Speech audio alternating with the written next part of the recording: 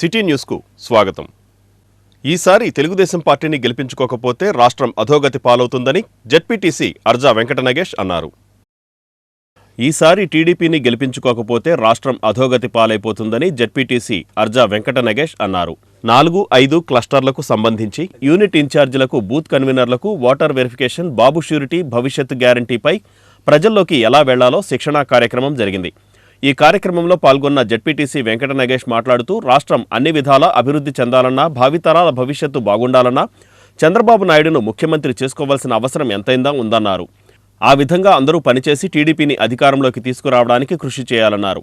మండల తెలుగుదేశం పార్టీ కార్యదర్శి సీరం ప్రసాద్, గుడివాడ నియోజకవర్గ ఐటీడీపీ అధ్యక్షులు సూరపునేని మహేష్, గన్నవరం నియోజకవర్గ ఐటీడీపీ అధ్యక్షులు వల్లూరు రమేష్, మండల పార్టీ నాయకులు తదితరులు పాల్గొన్నారు. నిరూపించేది ఏంటంటే ఓటు. అది లేకపోతే ఇవన్నీ వేస్ట్, పార్టీలు వేస్ట్, ఇవన్నీ చెప్పుకోవడం కూడా వేస్ట్. మెయిన్ ఇంపార్టెంట్ అంటే ఓటు, మనిషి హక్కు ఓటు. ఆ ఓటు ఇటు మొన్నటిదాకా జగన్మోహన్ రెడ్డి దాకా అనేక పార్టీలు వచ్చాయి. ఓటు తీయటము, ఓటు తీసటం అనేది ఎప్పుడు జరగల. గత 5 సంవత్సరాల నుంచి అంతకుముందు మనం బై ఎలక్షన్లో చూసాం, పంచాయతీల్లో చూసాం, ఎంపీటీసీలు చూసాం. ఏ రోజుకు ఆ రోజు నా ఓటు ఉందో లేదో చూసుకోని పరిస్థితి తెచ్చారు. ప్రతిరోజు చూసుకునే పరిస్థితి తెచ్చారు. ఇవాళ పరిస్థితి అలా ఉంది. ఎలక్షన్ కమిషనరే ఉండా ఓట్లే బాబు అయ్యి మేమేమీ చేసేది లేదు, మేము మార్చేది లేదు, మా వల్ల కాదు. ఇప్పుడు ఎలక్షన్కి వెళ్ళాలంటే ఆ ఉంటేనే మేము దాన్ని బట్టే వెళ్తాం, కానీ మేము చేసేది ఏమీ లేదని చేతులు ఎత్తేసారు. ప్రజల ఆకాంక్ష చాలా వరకు అంటున్నారు. ఇందాక కూడా పొద్దున కూడా అన్నారు చాలా మంది, కాగిత కృష్ణ గారికి సీట్ లేదంటండి, ఎవరికి ఇచ్చారండి, ఎవరికి. అవన్నీ జస్ట్ రూమర్లేనండి. మీ వ్యక్తిత్వాన్ని, మీ ఓటుని వాళ్ళ వైపు మలుచుకోవడానికే తప్పితే ఎటువంటి కార్యక్రమం అనేది ఇంత మట్టికి జరగలేదు, జరగదు, జరగపోదు. ఇప్పుడు ఎవరినో తీసుకొచ్చి మార్చడం అనేది జెట్టి పరిస్థితిలో జరగదు, జరగపోదు. మీ కాగిత కృష్ణప్రసాద్ గారిని చేసుకోవడం అవుతుంది, కానీ మీరు ఎవరో మాటలు నమ్మి, డైరెక్ట్ మాటలు నమ్మి వాళ్ళ భ్రమలో మీరు పడద్దు. ఎట్టి పరిస్థితుల్లో వాళ్ళు ఏం చేస్తున్నారు అంటే, ఓటర్ మారడు అనుకుంటే ఇలాంటి ఒక రూమర్ చెప్పి ఆ కార్యకర్తని మార్చడానికి ప్రయత్నం చేస్తున్నారు. ఇప్పుడు సపోజ్ బాబు షూరిటీ, భవిష్యత్తు గ్యారంటీ అనేది ప్రతి ఇంటికి వెళ్ళాలండి. ఓన్లీ మన టీడీపీ వాళ్ళకే, లేకపోతే మనకు అనుకూలంగా ఉన్న వాళ్ళకే చేయడం కాదండి. కరుడు కట్టిన వైసీపీ వాళ్ళ ఇంటికి కూడా మనం వెళ్ళాలి. వెళ్ళి బాబాయ్, లేదా వాళ్ళ ఇంట్లో లేడీస్ ఉన్నారు అనుకోండి, బాబాయ్, పిన్ని, అన్నయ్య, వదిన అంటూ వరుసలు కలిపి డైరెక్ట్ మన మొబైల్ తీసుకెళ్లి మేము పలానా దగ్గర నుంచి వచ్చామండి, బాబు షూరిటీ భవిష్యత్తు గురించి మీ ఇంట్లో ఎంతమంది ఉంటారు, ఓటీపీ చెప్పండి. డైరెక్ట్ వాళ్ళు చెప్పరు, చెప్పే వాళ్ళు ఉంటారు, చెప్పని వాళ్ళు ఉంటారు. వాళ్ళు కరుడు కట్టిన వైసీపీ వాళ్ళ ఇంటికి కూడా వెళ్ళి కూర్చొని ఒక గ్లాస్ మంచిలు తాగి కూర్చుని వెళ్ళి, మీకు చంద్రబాబు అధికారంలోకి వచ్చినాక ఏంటి ఏమనుకున్నారు, ఒకసారి నాకు అవకాశం ఇవ్వండి, మా నాన్న అట చేశాడు, అట చేశాడు అని ఆయన అబద్ధాలు చెప్పడం వల్ల నమ్మి వెళ్ళారు. ఇప్పుడు ఏమైంది, ఎవరుకుంటున్నారు జనం? మనేం చెప్పక్కర్లా. అక్కడ రాముడు మంచివాడు అంటే ఆడు పక్కన భీముడు మంచివాడు కాకపోతేనే రాముడు మంచివాడు అని అర్థం. అలాగే ఆడు చేసిన పనుల వల్ల చంద్రబాబు నాయుడు గొప్ప వ్యక్తిగా తయారయ్యాడు. ఆంధ్ర రాష్ట్ర ప్రజల్లో చంద్రబాబు నాయుడు ఒక విజనగల వ్యక్తి, గొప్ప వ్యక్తి, పరిపాలనా దక్షుడు మరి అని జనమందరం నమ్ముతున్నారు. మనం కాదు, మనం చెప్పడం కంటే చెప్పాలి, చెప్పుకోకుండా ఉండకూడదు, కానీ చెప్పాలి. అయినా చెప్పైనా సరే జనమందరికి అర్థమైపోయింది. ఎప్పుడైతే సన్నాజీ ఎప్పుడైతే వచ్చాడో అవతడు మంచివాడు అవుతాడు. మరి అందరూ మంచివాళ్ళు అయితే ఇంకా ఎవరికి పేరు ఉండదు. అందరూ సన్నాసులు అయితే అందరూ సన్నాసుల కింద ఉండదు, ఒక బడిలో ఉంటాయి. ఒకడు మంచివాడు ఉంటే ఆడి పేరు ఉండతాయి. అలాగే మనకి ఆడి సన్నాసి కాబట్టే మనం మంచివాళ్ళు అయ్యాం. వివిధ సచివాలయాల అభివృద్ధి పనుల నిమిత్తం ప్రభుత్వం 20 లక్షల రూపాయల చొప్పున నిధులు కేటాయించిందని వైసీపీ ఇన్ఛార్జ్ పేర్ని కిట్టు అన్నారు. వివిధ సచివాలయాలలో అభివృద్ధి పనులకు ప్రభుత్వం 20 లక్షల రూపాయల చొప్పున నిధులు కేటాయించిందని వైసీపీ నియోజకవర్గ ఇన్ఛార్జి పేర్ని కిట్టు తెలిపారు. ఈ నిధులతో ఆయా సచివాలయాల పరిధిలో ప్రాధాన్యతా క్రమంలో అభివృద్ధి పనులు చేపడుతున్నామన్నారు. గడప గడపకు ప్రభుత్వం కార్యక్రమం కింద ఈ నిధులను సచివాలయాలకు విడుదల చేశారన్నారు. 46వ డివిజన్లో 20 లక్షల రూపాయల గడప గడపకు నిధులతో చేపట్టే వివిధ అభివృద్ధి పనులను మేయర్ చిటికిన వెంకటేశ్వరమ్మతో కలిసి పేర్ని కిట్టు ప్రారంభించారు. ఈ కార్యక్రమంలో డిప్యూటీ మేయర్లు Seelam Bharathi, Madapati Vijayalakshmi, corporator Bhogadi Saibabu, co-option corporator Bethapudi Ravi, పలువురు వైసీపీ నాయకులు, కార్పొరేటర్లు పాల్గొన్నారు.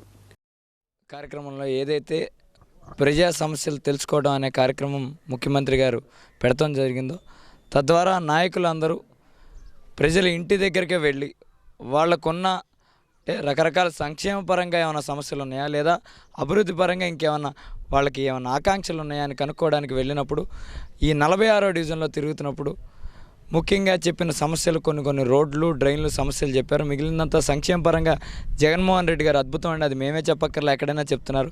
చిన్న రోడ్లు డ్రైన్లు చిన్న ఇష్యూస్ ఉన్నాయండి. ఖచ్చితంగా అవి మీరు చేసి పెడితే చాలా వరకు మమ్మల్ని గట్టును పడేసిన వాళ్ళు అవుతారని వాళ్ళు చెప్పగా వెంటనే జగన్మోహన్ రెడ్డి గారు ఏదైతే గడపకి తిరిగినప్పుడు ప్రజలు చెప్పిన సమస్యల్లో అవి తీర్చడానికి ఏదైతే మాకు ఫండ్ అనేది శాంక్షన్ చేశారో దాని ప్రకారం ఈరోజు టోటల్గా 46వ డివిజన్లో 6 రోడ్లు 2 డ్రైన్లు అనేవి ఈరోజు పనులు ప్రారంభించడం జరుగుతుంది. దాదాపు ఒక వారంలోనే ఈ పనులు పూర్తి చేయడం కూడా జరుగుతుంది.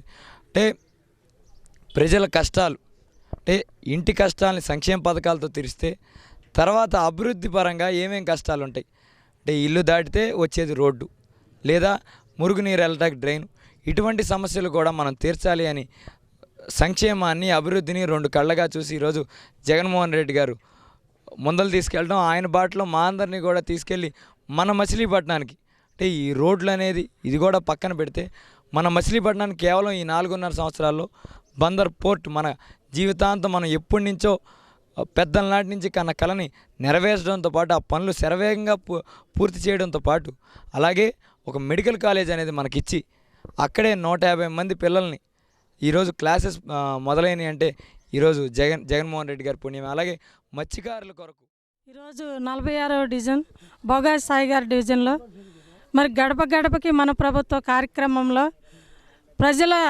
అవసరాల కొరకు ఏవైతే ఇబ్బందులు ఉన్నాయని చెప్పి ప్రజలందరూ కోరటం జరిగింది.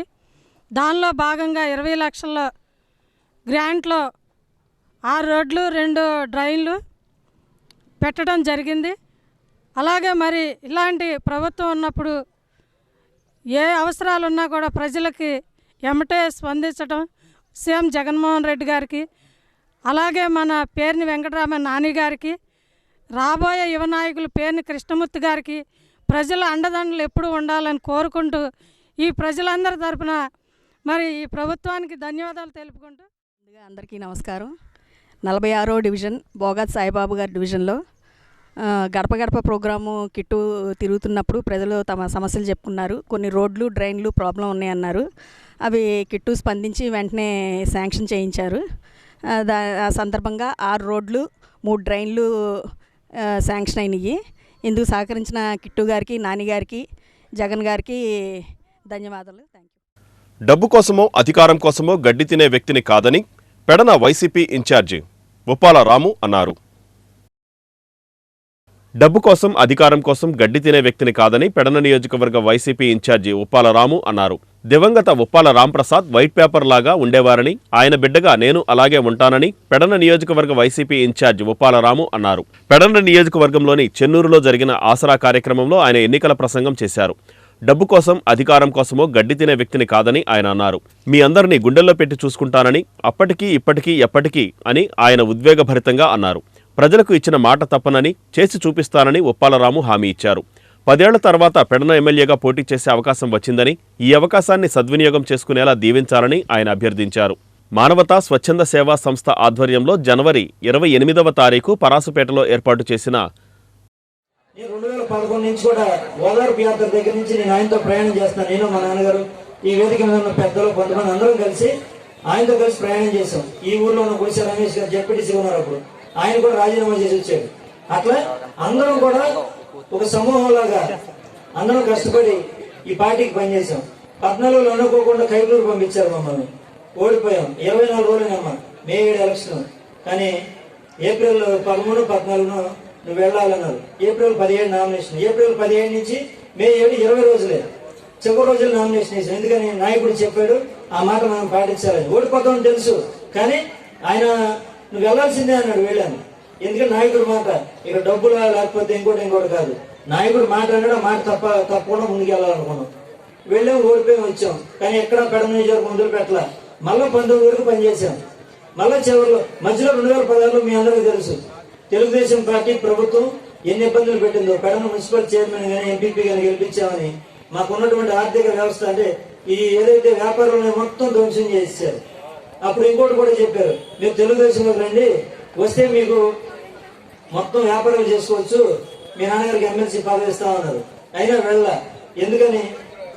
ఇక్కడ తెలుగుదేశంలో కానీ కాంగ్రెస్ లో కానీ పూర్వం పెద్ద పెద్ద నాయకులు ఉండి పనిచేసేవాళ్ళు. వాళ్ళందరినీ కాదని ఇక్కడ ఉన్నటువంటి కార్యకర్తల నాయకులు జగన్ గారిని అట్లాగే మనల్ని నమ్ముకుని ఉన్నారు. వాళ్ళ నమ్మకాన్ని నెట్టేయడం ఉంచకూడదు. మన స్వార్థం, మన వ్యాపారం, మన డబ్బులు కాదు ముఖ్యం, మనతో ఉన్న మనుషులు ముఖ్యం. డబ్బు కాదు, మనతో ఉన్న మనుషులు ముఖ్యం. వాళ్ళ కష్టాల్లో మనం అండగా ఉండాలనే ఉద్దేశంతో ఎన్ని డబ్బు పోయినా ఎంత పోయినా చెప్పాలని లిటరల్ గా చంపేసి రోడ్డు పడేశారు మమ్మల్ని. అలాంటి పరిస్థితుల్లో కూడా అలాగే దిగమింగును బతికింది తప్ప ఎక్కడా కూడా తలంసల. ఎన్నో ఇబ్బందులు పెట్టారు. ఈ రాష్ట్రంలో జగన్మోహన్ రెడ్డి గారు ఎన్ని ఇబ్బందులు పెట్టారో ఇంచుమించుగా మా స్థాయిలో మేము అంతకంటే ఎక్కువ అనిపించాం. అయినా సరే ఆయన మాట తప్పల. మళ్ళీ 19 చివరిలో మళ్ళీ రమేష్ అన్న పట్టుకొచ్చి పెట్టారు. అయినా సరే నువ్వు వాగురామా అన్నారు ఆయన. అంతే, సరే సార్ అన్న, వచ్చేసారి ఇస్తా అన్నాడు. ఆయన ఈసారి మనకి మాట తప్పకుండా ఇచ్చారు. మరి ఆ ఇచ్చిన నమ్మకం, మన మీద ఒక నమ్మకం పెట్టుకుని ఈసారి మనకి పెడల నియోజకవర్గం నుంచి ఎమ్మెల్యేగా పోటీ చేసే అవకాశం ఆయన ఇచ్చారు. ఆ అవకాశాన్ని మనం ఏదైతే ఆ అవకాశం నమ్మకం, ఆ నమ్మకాన్ని మనం నిలబెట్టుకోవాలి. ఎందుకంటే 2 సార్లు అవకాశం ఇవ్వాలి, ఇది 3వసారి. మొట్టమొదటిసారి మనకు అవకాశం ఇచ్చారు. ఈ అవకాశాన్ని మీరు అందరూ మరి అండగా ఉంటారా? ఏమా?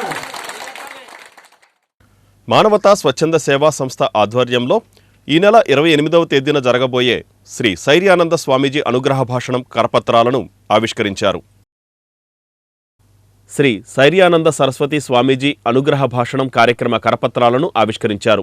ఈ సందర్భంగా మచిలీపట్నం శాఖ అధ్యక్షులు పి సాయికృష్ణప్రసాద్ మాట్లాడుతూ, గుడివాడకు చెందిన పరమహంస పరిరాజ్యత సరస్వతి స్వామి అనుగ్రహ భాషణం కార్యక్రమం 28వ తేదీ ఉదయం 10 గంటలకు పరాసుపేటలోని మానవతా స్వచ్ఛంద సేవా సంస్థ బాలికల ఉచిత హాస్టల్ ప్రాంగణంలో ఏర్పాటు చేయడం జరిగిందని తెలియజేశారు. ఈ సందర్భంగా సంస్థ ప్రధాన సలహాదారులు లంకిశెట్టి బాలాజీ కరపత్రాలను ఆవిష్కరించారు. జిల్లా డైరెక్టర్ ముదిగొండ శాస్త్రి మాట్లాడుతూ, నిరుపేద కుటుంబాలు చెందిన ఇంటర్, డిగ్రీ చదివే ఆడపిల్లలకు సంస్థ ద్వారా ఉచిత వసతి, భోజనం, ఫీజులు కట్టి చదివించడం జరుగుతుందని తెలియజేశారు. సేవా తత్పరులు ఈ సేవా కార్యక్రమంలో భాగస్వాములు కావాలని ముదిగొండ శాస్త్రి అన్నారు. ఈ కార్యక్రమంలో సంస్థ ఉపాధ్యక్షులు కాపురపు చంద్రశేఖరరావు, ఈ కార్యక్రమంలో కోతని ఆంజనేయులు తదితరులు పాల్గొన్నారు. తల్లి తండ్రి లేని ఇంటర్మీడియట్, డిగ్రీ ఆడపిల్లల్ని ఒక ఉచిత హాస్టల్ ఏర్పాటు చేసి గత 2 నెలలుగా మచిలీపట్నంలో ఈ హాస్టల్ నిర్వహిస్తున్నారు. ఇందులో ప్రతిభ కలిగినటువంటి స్టూడెంట్స్ని, ఎవరికైతే ఆధారం లేదో అటువంటి ఆడపిల్లల్ని సెలెక్ట్ చేసి వాళ్ళకి మరి పెద్దలందరూ కూడా కలిసి మానవతా స్వచ్ఛంద సేవా సంస్థ ఆధ్వర్యంలో అన్ని అకామిడేషన్ కూడా ఫ్రీగా ఇచ్చి, ఫ్రీగా భోజనం, వాళ్ళ ఫీజులు కట్టి వాళ్ళని చదివిస్తున్నారు. అటువంటి హాస్టల్కి రేపు ఆదివారం అంటే 28వ తారీఖున మరి గుడివాడ చెందినటువంటి ప్రముఖ స్వామీజీ గారు సైర్యానంద స్వామీజీ గారు వస్తున్నారు. ఉదయం 10 గంటలకి అనుగ్రహ భాషణ కార్యక్రమాన్ని అక్కడ హాస్టల్ ఏర్పాటు చేశాం. మచిలీపట్నంలో ఉన్న మేధావులు ఎవరైతే స్వామి భక్తులు ఉన్నారో అందరూ కూడా ఉదయం 10 గంటలకు సరిగ్గా కార్యక్రమం ప్రారంభమవుతుంది. మన సమాజం కోసం, మంచి కోసం, మానవత్వ పరిమాణాలను ఏ విధంగా సమాజానికి అందించాలి అనే దాని మీద స్వామీజీ గారు అనుగ్రహ భాషణ చేయనున్నారు. మచిలీపట్నం వీలున్న ప్రతి ఒక్కళ్ళు కూడా ఈ యొక్క ఉచిత హాస్టల్ను సందర్శించండి. అక్కడ పేద ఆడపిల్లలకి చేసినటువంటి ఈ సేవా కార్యక్రమంలో మీరు కూడా భాగస్వాములు కండి. ఒకరోజు వాళ్ళకి భోజన కార్యక్రమం కానీ, లేదా వాళ్ళ చదువుల నిమిత్తం కానీ, ఫీజు నిమిత్తం కానీ. ఎందుకంటే తల్లిదండ్రులు లేక ఎవరిని అడగలేని పరిస్థితిలో అటువంటి వాళ్ళని గుర్తించి వాళ్ళందరినీ ఒక వేదిక మీద తీసుకొచ్చి మరి అక్కడ బిల్డింగ్ ఒకటి ఏర్పాటు చేసి వాళ్ళకి చాలా సెక్యూరిటీగా చేస్తున్నారు. అటువంటి స్టూడెంట్స్ని ప్రోత్సహించి సమాజానికి అందించిన బాధ్యత మానవీయ కోణంలో ఈ మానవతా స్వచ్ఛంద సంస్థ చేపట్టింది. అతీతంగా ఎవరో తెలియదు అక్కడ చనిపోయిన వాళ్ళకి దహన సంస్కారాలు అయితేనేమి, అక్కడ ఉండేటువంటి వాళ్ళకి మనం ఆసుపత్రిలో చేర్పించడం, ఇట్లా మానవతా స్వచ్ఛంద సేవా సంస్థ పక్షాన వేసవి కాలంలో వాళ్ళకి మరి చాలామందికి మరి దాహార్తిని తీర్చడం జరిగింది. ఫ్రీజర్ బాక్సులు, ఇట్లా వివిధ కార్యక్రమాలు. అంతేకాకుండా ఐఏఎస్ అకాడమీ చైర్మన్ ఆయనతో మనం ఉచితంగా మరి వివిధ పాఠశాలల్లో 10వ తరగతి ఇంటర్ విద్యార్థులకు శిక్షణా తరగతులు నిర్వహించడం జరిగింది. ఇవన్నీ ఒక ఎత్తు అయితే, మానవతా స్వచ్ఛంద సేవా సంస్థ తీసుకున్న పర్మనెంట్ ప్రాజెక్టు బాలికలకు ఉచిత హాస్టల్. ఎవరైతే చదువుకుంటున్నారో ఆ చదువుకుంటున్నటువంటి ఆ బాలికలకు వసతి, భోజన వసతితో పాటు వాళ్ళ చక్కటి చదువు అందించడం. ఒకటి ఇక్కడ తక్షణ అవసరాలు, స్వల్పకాలిక అవసరాలు, దీర్ఘకాలిక అవసరాలు ఎంతవరకు మరి వాళ్ళని భుజాన వేసుకోవడం జరుగుతోందంటే, ఆ ఆడపిల్లలకు పెళ్ళిళ్ళు చేసేంతవరకు మధ్యలో వాళ్ళని ఉద్యోగస్తులు చేయటం, ఉపాధి అవకాశాలు కల్పించడం, ఇలా కార్యక్రమాలు స్వచ్ఛందంగా తీసుకోవడం జరిగింది మిత్రులారా. అయితే వాళ్ళని ఆశీర్వదించేందుకు మరి గుడివాడ ప్రణవాశ్రమం స్వామీజీ స్థైర్యానంద సరస్వతి ఆశ్రమంతో దాదాపు ఒక 50 ఏళ్ళుగా నాకు పరిచయం ఉంది. గౌరవ ప్రధాని మోడీ గారి గురువు గారు దయానంద సరస్వతి, వారి శిష్యులు స్థైర్యానంద సరస్వతి, ఇట్లా దాదాపు మరి ఆంధ్రప్రదేశ్లో 14 హాస్టల్స్ నిర్వహిస్తున్నారు. 2022 సంవత్సరం జూలై నెలలో మచిలీపట్నం పరాస్పేటలో స్వామి స్థైర్యానంద వారి చేతుల మీదుగా బాలికల వసతి గృహం ప్రారంభింపబడింది. ప్రస్తుతం మానవతా స్వచ్ఛంద సేవా సంస్థ వారి ఆధ్వర్యంలో నడుస్తున్నటువంటి ఈ వసతి గృహంలో ఆర్థికంగా వెనకబడిన కుటుంబాలకే కాకుండా తల్లి తండ్రి లేనటువంటి కుటుంబాలకు చెందినటువంటి ఆడపిల్లలను కూడా ఇక్కడ వసతి ఉచితంగా ఇచ్చి భోజన సదుపాయం ఏర్పాటు చేయడం జరుగుతోంది. ఈ వసతి గృహంలో 10 మందికి పైగా పిల్లలు ప్రస్తుతం విద్యా సంవత్సరంలో చదువుకుంటున్నారు. ఆదివారం నాడు శ్రీ స్వామివారు పిల్లల్ని ఆశీర్వదించడానికి వస్తూ మనందరం కూడా ఆ కార్యక్రమంలో పాల్గొని స్వామివారి అనుగ్రహానికి పాత్రలవుదామని కోరుకుంటున్నాను. జై శ్రీరామ్. మెగాస్టార్ చిరంజీవికి దేశంలోనే 2వ అతిపెద్ద పురస్కారం పద్మవిభూషణ్ వరించడం పట్ల ఆయన అభిమానులు అవనిగడ్డలో కేక్ కట్ చేసి స్వీట్లు పంపిణీ చేసుకున్నారు. మెగాస్టార్ చిరంజీవికి దేశంలోని 2వ అత్యుత్తమ పురస్కారం పద్మవిభూషణ్ పురస్కారం వరించిన సందర్భంగా అవనిగడ్డ నియోజకవర్గం నాగాయలంక మండలంలో ఆయన అభిమానులు కేక్ కట్ చేసి స్వీట్లు పంపిణీ చేశారు. నాగాయలంక చిరంజీవి అభిమానులు లయన్స్ క్లబ్ మాజీ అధ్యక్షులు LIC chief adviser Madivada Niranjan ఆధ్వర్యంలో ఈ కార్యక్రమం నిర్వహించారు. ఈ కార్యక్రమంలో జనసేన పార్టీ సెంట్రల్ జోన్ సభ్యులు బండ్రెడ్డి మల్లికార్జున్, నాగాయలంక మండల జనసేన పార్టీ ఉపాధ్యక్షులు బోనం పాపారావు, బొడ్డు విజయ్ యాదవ్, మండల జనసేన కార్యదర్శి ఎర్రంశెట్టి బసవకుమార్, మాదివాడ వీరాంజనేయులు తదితరులు పాల్గొన్నారు. త్వరలో G+3 గృహాలను లబ్ధిదారులకు అందజేయడం జరుగుతుందని మాజీ మంత్రి శాసనసభ్యులు పేర్ని నాని తెలిపారు. త్వరలో G+3 గృహాల లబ్ధిదారులకు అందజేయడం జరుగుతుందని మాజీ మంత్రి శాసనసభ్యుడు పేర్ని నాని తెలిపారు. గోసంఘంలో పూర్తయిన G+3 గృహాలను లబ్ధిదారులతో కలిసి ఆయన పరిశీలించారు. మొత్తం 872 గృహాలు పూర్తయ్యాయని, వీటిని లబ్ధిదారుల పరిశీలనకు అనుమతించడం జరిగిందని ఆయన వివరించారు. ఆయా గృహాలలో సౌకర్యాలను లబ్ధిదారులు నిశితంగా పరిశీలించి అవసరమైన సూచనలు చేస్తే తుదిమెరుగులు దిద్దుకున్న ఈ గృహాలలో లబ్ధిదారులకు కావలసిన సౌకర్యాలు కల్పిస్తామన్నారు. నిర్మాణ తీరును ఈ సందర్భంగా లబ్ధిదారులు పరిశీలించి సంతృప్తి వ్యక్తం చేశారు. ఈ కార్యక్రమంలో వైసీపీ నియోజకవర్గ ఇన్ఛార్జి పేర్ని కిట్టు, మేయర్ చిటికిన వెంకటేశ్వరమ్మ, డిప్యూటీ మేయర్లు శీలం భారతి, మాడపాటి విజయలక్ష్మి, పలువురు కార్పొరేటర్లు పాల్గొన్నారు.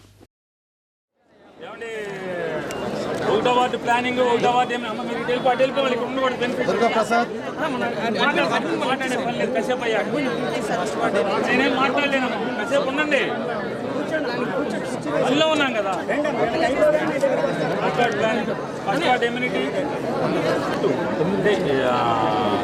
G2 A1 G2 రాసుకోండి. A1 G2 మీరు A1 G3 మీరు A1 G4 అంటే ఒక పని చేయండి. మనకు మీరు A1 G2 కదా, ఏ బ్లాక్లో ground floor 2 G2 F1 2 first floor, second floor, third floor, fourth floor మొత్తం మీరు చూసేయండి సరిపోదు. అంటే మీకు 4 అంతస్తుల్లో 4 అపార్ట్మెంట్లు మొత్తం మీరే చూపించుకోవాలి.